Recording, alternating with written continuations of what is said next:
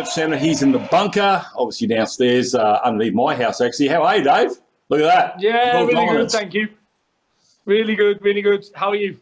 Good, mate, good. Hey, we beat University the last two times we played them last year, and we've done it again last weekend. Funnily enough, I thought University had the bye. That's what I heard, but apparently not. They did actually have to play you guys. So, mate, what a... I haven't spoken to you. You got to open the batting and you set it up. And I spoke to Corey Hunter about this, that patience was the key.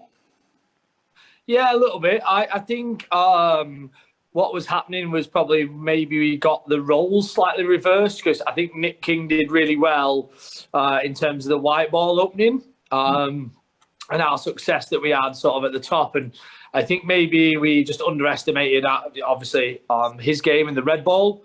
And after, obviously, a couple of weeks of probably being a little bit unsuccessful, just sort of, I think that Pooley and Corey just sort of said, obviously, stick the English guy up the top where it moves around all year, every year.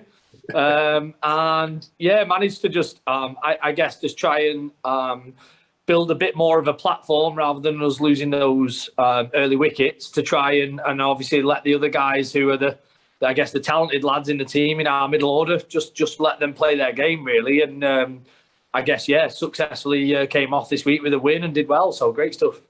I think you're probably underestimating yourself. I think that knock that you played against Redlands on the last day, where you batted for a long time with not many runs, but you saved a loss in that regard. So I don't think it was actually, it's just blatantly obvious that Nick was struggling. We needed an anchor at the top of the order, and that was you, because you'd done it down lower, and give Nick time to find his form when the ball wasn't as new, I should say. And it worked well, and it worked all the way through day one, and Johnny Shaw again on day two. Yeah, it's perfect, really. I think we've got... I think we've just been, I guess, had the right players just maybe in the wrong sort of setup, if that's fair.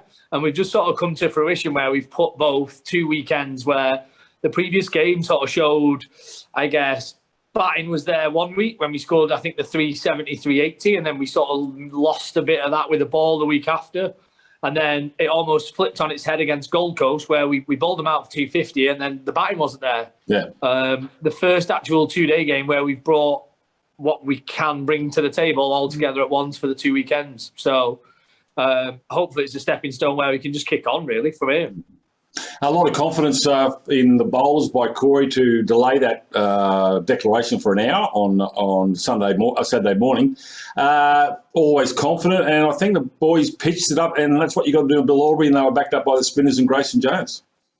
Yeah, correct. Yeah, so it was just a case of I think taking that little bit of time out of the game, them overs where almost like if you're chasing 330 at 4 and over, it feels like you have that little bit of that you have to still keep scoring all the time, which obviously creates chances. And I think that was the tactic behind it. Rather than trying to chase 300 around 3 and over, not needing to score a boundary and over means that you can sort of work it around and set yourself up for a successful run chase, really. And having that little bit of time that John did. And then the bowlers chipping in where it was mixed up around different sections and timings of the game. And then Grayson just sort of taking responsibility for one end and then rotating the bowlers from the other worked a treat.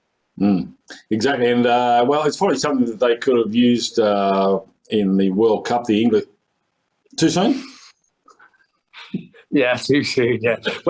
I think I've repeated myself a million times. You have to understand, when you're from England, you get used to failing quite a lot. It's no surprise, like you almost have like you have a real thick skin by the time I'm 30 now, and one thing would be pretty average. And bottle it at the most sort of key tournaments. I think when we beat New Zealand on was it boundaries hit or something in the end? We're just scraping over the line whenever we get in front. So, you get used to that being an English person, really. What was the conversation, you think, on the plane after the World Cup, shared by England and Australia? Was it one side of the boat would have been a little bit quieter than the other, I guess? Yeah, I reckon so, yeah. I don't know if they were like me. I'd have just attached on to the drinking and got involved with the Aussies, really. So, but I think... I think a lot of a couple of the guys obviously jumped on the plane, didn't they? I think most of them play together anyway around world tournaments, especially the white ball players. They almost ended up playing together more often than what they're playing against each other these days. So, but yeah, I think I'd rather come home and I'm playing full of Poms. You're probably a little bit better sports than the Kiwis, so I'm going to have the Kiwis on my back now. But the Kiwis would have the they would have the lip out, and they would be they'd probably actually draw a curtain down the middle of the whole plane. They'd probably pull their masks on. That's what the Kiwis like. But I think the English are obviously disappointed. But I mean, T20, anybody can win that competition on its day. But the Ashes, you're licking your lips for that, mate. Yeah, I can't wait. I played in the Barmy Army Golf Day recently that raised money for an Australian charity, Hummingbird House, which is done every year, which is brilliant. I think they raised just under $14,000 for them. So as well as alongside, obviously brewing up to the first day, which I'm going to as part of the Barmy Army, and then Friday with the Aussie blokes.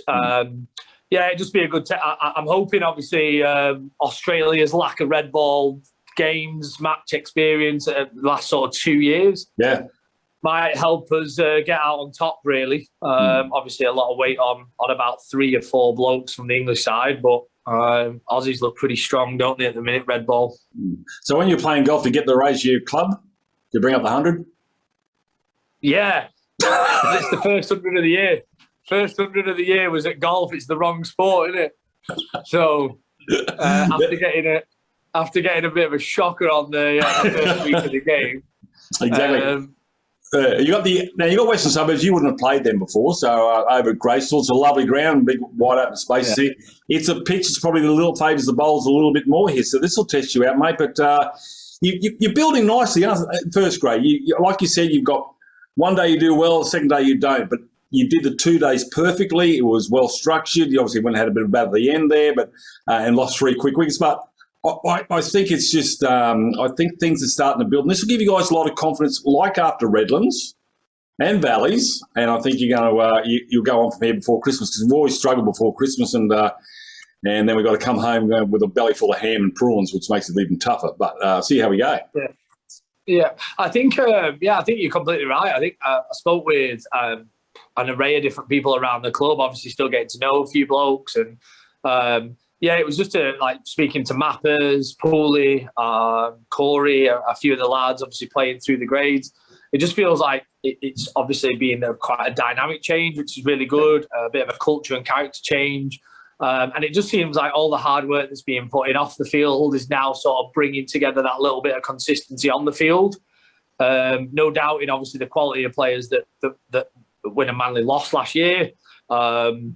It's just starting to form that little bit of their culture in terms of all playing together, wanting to be there. It's really, really good. And obviously, hopefully, that can just keep carrying on the track that we're going down, because it seems like everyone the times that we're spending there, Tuesday, Wednesday, Thursday, all day Saturday together, people really want to be there, and it's a good atmosphere. So bringing that into better performances with bat ball and fielding only means, obviously, we're going one way, which is, I think the conversations that when I engage with the club is exactly what we wanted this year to be about. And so far, so good. And obviously a couple of more wins before Christmas puts us back into that middle of the pack where we've got it all to play for after.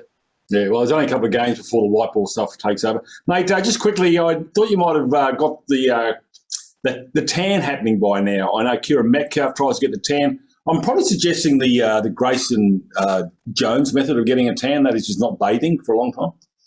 No, that's not a pommy thing, mate. I'm not a cheap shot like that, the whole bathing thing with poms. I'm just talking about Grayson looks beautiful and bronze, but it's all dirt. He's like that kid off Peanuts. I said that. He turns up training. He looks like he's not had a wash for 3 weeks. So he hasn't.